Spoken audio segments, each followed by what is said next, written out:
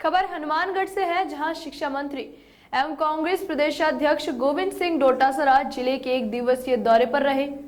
उन्होंने नौहर और भादरा तहसील में विभिन्न विकास कार्यों का उद्घाटन एवं शिलान्यास किया।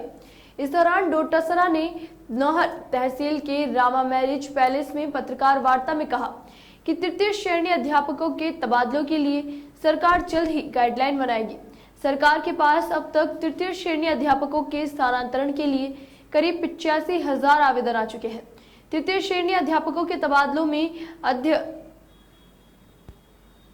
असध्य रोग पीड़ित विधवा महिला, एकल महिला के अलावा सेना में कार्यरत सैनिकों की पत्नियों को प्राथमिकता दी जाएगी।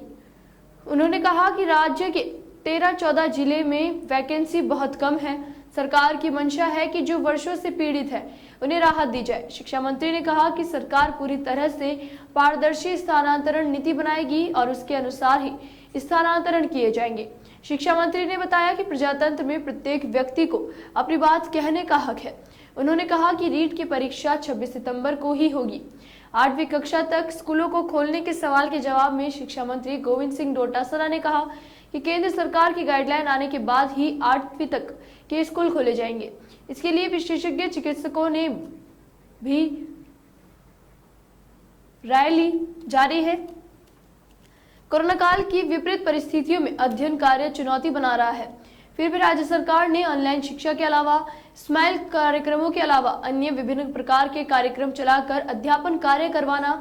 उन्होंने बताया कि अब 9 से 12 तक स्कूल खोले गए हैं।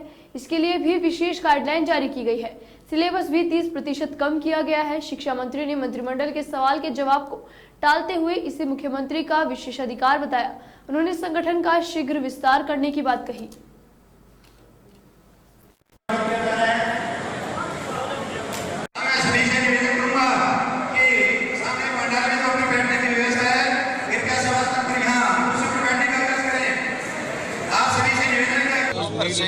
देखिए 9 से 12 तक का जो 2 महीने का हम लोग पढ़ाई नहीं करा पाए थे, एक तरीके से ऑनलाइन ही थी, तो 30% जो सिलेबस है वो कम करने का फैसला लिया है। और महीने उनके टेस्ट लेने की भी अब की बार प्रक्रिया चालू की है, जिससे मालिक नहीं करे दोबारा कोरोना आए, लेकिन अगर ऐसी विपरीत परिस्थितियाँ आती हैं तो हम लोग उनका एनालिसिस कर सकें, उनके नंबरिंग को ठीक तरीके से कर सकें, जिससे किसी तरह की उन बच्चों में कोई तरह की दिक्कत नहीं रहे। तो उसको लेकर के भी कई sir BSTC BEd second year बोल रहे हैं कि विद्यार्थी बोल रहे हैं कि रीट आगे किसका ही जाए, क्या समय पे होगी?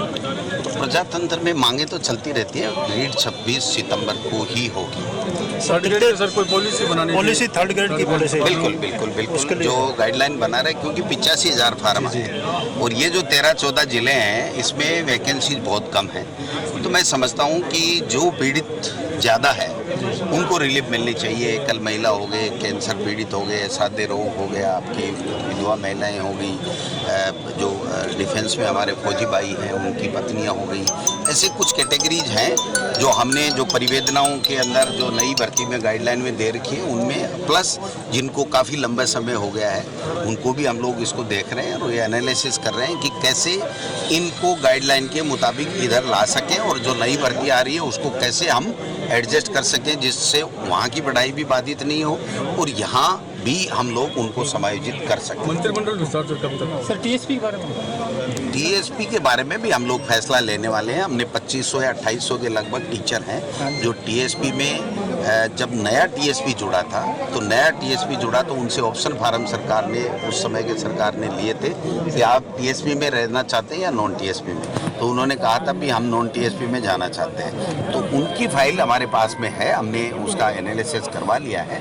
लेकिन चूंकि ये TSP और नॉन TSP का ये राज्यपाल से भी जुड़ा मामला है, केंद्र सरकार से भी जुड़ा मामला है, तो हम इसकी एक्सरसाइज कर रहे हैं। आप उम्मीद कर सकते हैं कि हम कोई न कोई ऐसा रास्ता निकालेंगे जिससे उन लोगों को संगठन का विस्तार, नॉन TSP में आने का मौका, संगठन का विस्तार सर कब तक? जल्दी हो। मंत्रिमंडल सर कब तक? ये मेरा विशेष